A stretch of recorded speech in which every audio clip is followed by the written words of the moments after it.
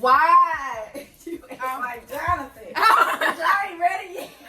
Well, it can be for bloopers. What's up, guys?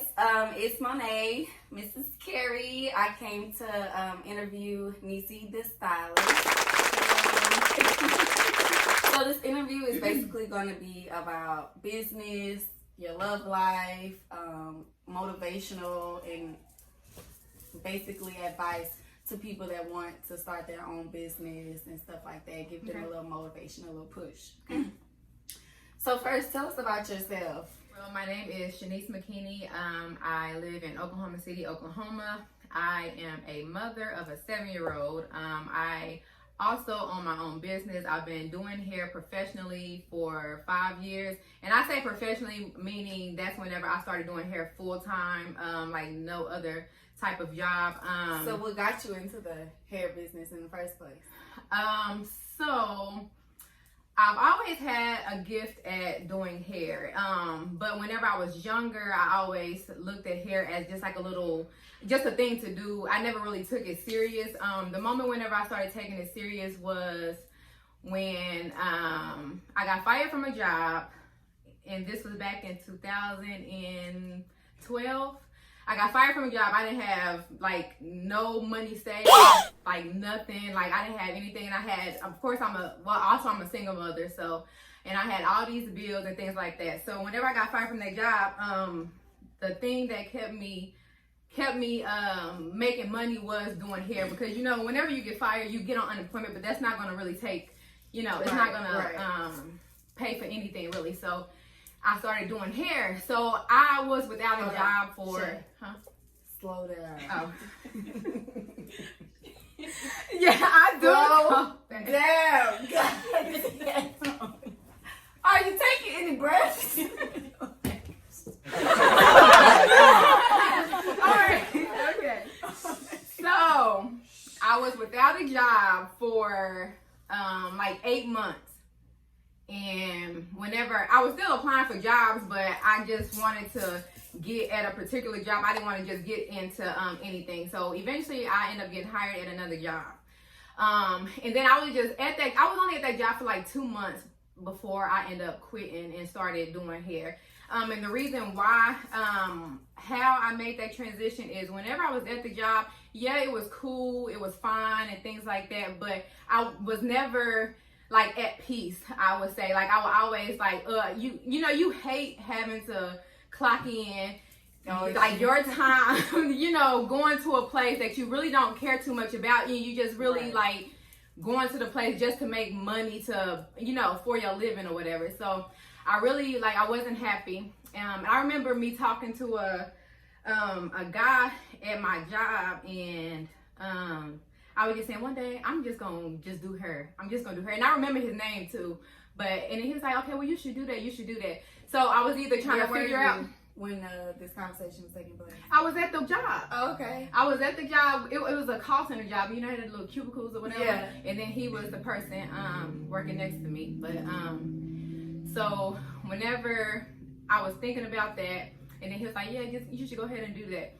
And then I was still scared though. I just didn't have a job like a few months ago or whatever, and I tried to get the job. So I was just thinking like, what was I doing to pay my bills at that time? And it was hair. And then I just started trying to figure out how I can kind of keep this job to have that little bitty cushion. Like, okay, at least I got some money that I know that's coming in. This is where your faith is gonna come in at or whatever. So I was like, okay, I wanted to either go part-time so I can still have that, and I'll start working on building a clientele. So whenever I went to my job and I was like, can I go part-time? They would let me go part-time. So I was thinking like, what can I do? So I ended up taking a leave of absence for like a week. And then that week, that's whenever I started like building my clientele and started getting my business together, and I never went back to work. So that point, what did you think in your head when you was like, my whole thought was like, if I fail, I can always get another job.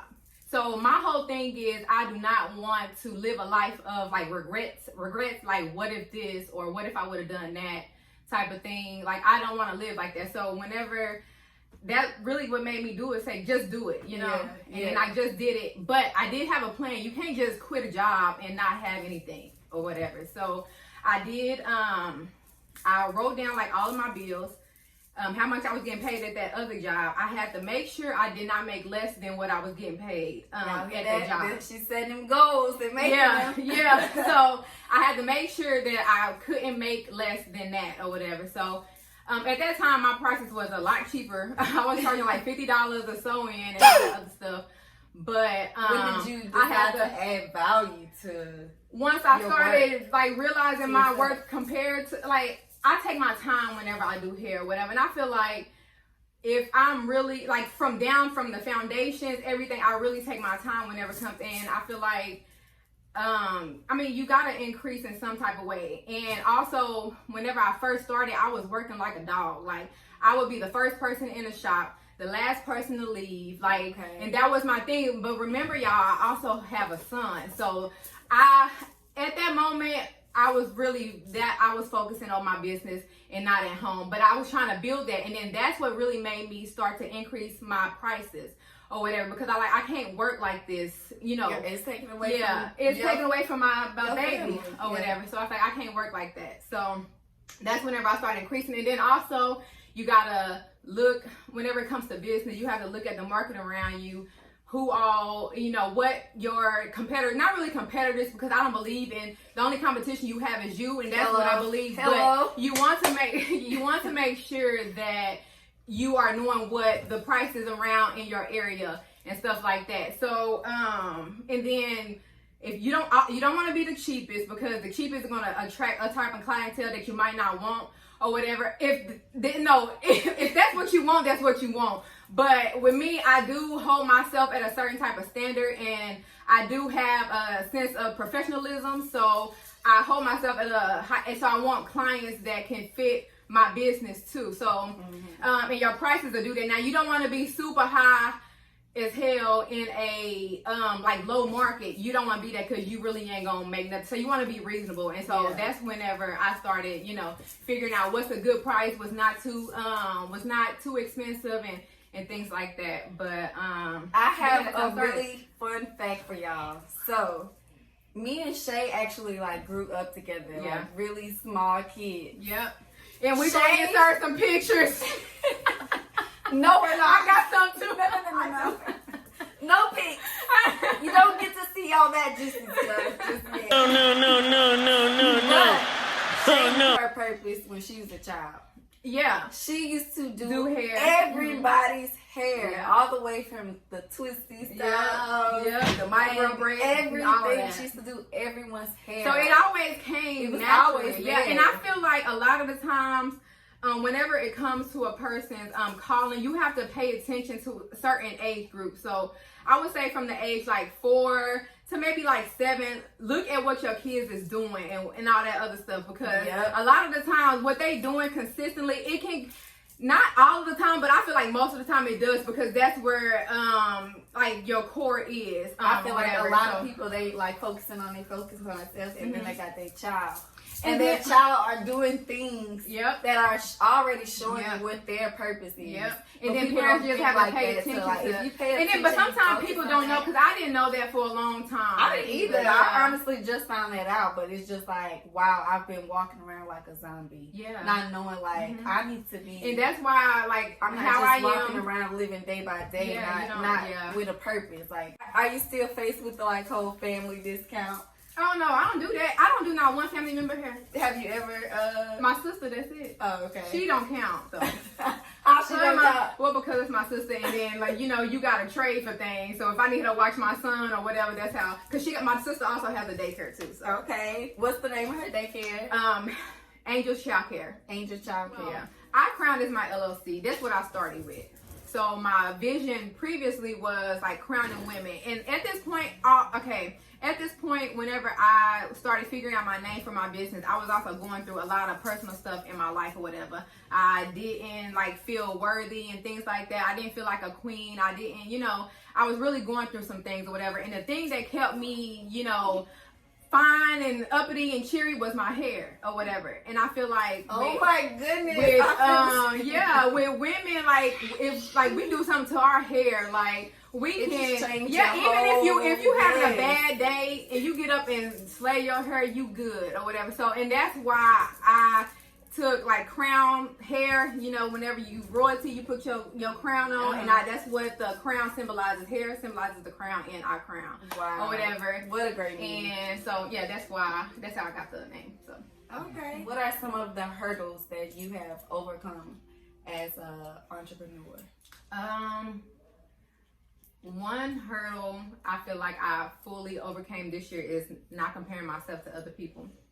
So I used to do that a lot. And I feel like when you compare yourself to other people, you are limiting your full potential because it's only going to be one you or whatever. And it took me to like lose everything that I was connected to really like no, Shanice, you got to be you for you or whatever. So, but I forgot the question. That definitely was not an answer for it. What was it? I said, what are some of the hurdles you have overcome? That was the one. As an entrepreneur. That's a hurdle because whenever you are in any type of business, it's easy, especially now whenever it comes to social media, it's easy to look at somebody else's business and be like, man, I should be there and stuff like that. Well, that's how I look at you. But you're not understanding that I was at that point before. Remember, I was broke and didn't have no fucking money and was without a job for 8 months. So I was at everybody was at a certain type of point. So I feel like in business, you have to focus on like your time and how long it's going to take you to get there because everybody has a different type of ingredients to their stuff. Yeah. Everybody's ingredients is different. It's not always going to turn out the same or whatever. And I feel like a person will succeed more if they focus on things that can better themselves in their business. Not compared. Now it's great to look at other people's stuff as inspiration because I look at the shit all fucking day and I get inspired and I be like I want to do it or whatever, but I gotta realize where I am, what my my goals is, and all that other stuff or whatever. But you just can't. Whenever you get to comparing yourself in any type of area, you just really I feel like you slowing down your progress. You know what I mean? Mm-hmm. So yeah. Okay. That's the obstacle and. Once you overcome that, you going at your own pace. A lot of the times, everybody feel like they gotta do something fast. No, go at your own pace. What's the hardest part of the business? Managing people. Yes. Why? Like getting people in, getting people to want to work, and stuff like that. Now, and getting to trust people. I don't trust a lot of people at all. Especially whenever it comes to something that's so close to me. Now, I built this business. So that's very close to me and I feel like nobody's really going to treat it like you treat it or whatever. So but you want to find some people who have a hustle like you. Whenever I find like just I can go through a lot of people and once I find that one good person, that person is going to stay for a long time or whatever. Now just for instance, I have an assistant, her name is Courtney. She's been with me for 2 years. And she been with me longer than anybody has ever been in my shop or whatever. And I've tried to have receptionists and things like that, but they was gone. But if you don't have a type of hustle, a natural hustle, I can't teach you how to hustle. I can't teach you how to hustle. If you don't have a natural hustle or a passion for something, so managing people is the hardest thing. So I feel. Okay, so let's get a little more personal. Are you single? No, I'm not single. I got a good man. Okay. Say a lot of people today. It took a long motherfucking time, but I'm happy right now. Okay, can y'all see it? Look at that. The hot cheekbones. I know, right? Okay, so what are the qualities that you look for in a man? Someone who is respectful, someone who has self-control, someone who knows the real meaning of the word LOVE, love is patient, love is kind. So those are the qualities that I look for. And I mean how like that person treat people, you know, and how and what people have to say about that person or whatever. So if you talking to somebody and then you know negative things, you have to go deeper into what people say about that person. Like, I don't know. Because I don't really like that one there. you can't be, you know, judging people off what I'm not saying that, no, because I have done that before. Like, if somebody, and I'll still talk to the person because you want to, but you also want to get opinions from other people. Just like whenever you would talk to a guy, you be like, girl, look at him, you know, not to just get approval and then you, like, based on what they say you're going to say, you just want to, you know, make sure everybody on the same page. Not like, girl, he da-da-da, and then you don't talk. No, not like that. Okay. So, was that all of them? Those are the main things. Just like how that person care for people, you know, and honesty. Okay. So, what do you feel like are solid foundations of a good relationship? Girl, laughs. Y'all, you want to make sure that you're happy. Of course, you want to make sure that y'all have like a type of like spiritual foundation or whatever, because we human and some shit we can't handle, and you got to know how to take. And you ain't even got to be whatever your religion is. You gonna have to believe in some type of higher power, because you can't handle nothing on your own or whatever. You don't want to go seek stuff from other people. You need to go. So somebody, like, we should have like a good spiritual foundation. Just like genuinely caring for each other. You know, laugh, you can be around that person, you can talk. Communication is going to be the most important thing. Communication and making sure, communication. Alright guys, that's it for this segment. Please don't forget to like, comment, subscribe, and stay tuned for part 2 with the new man.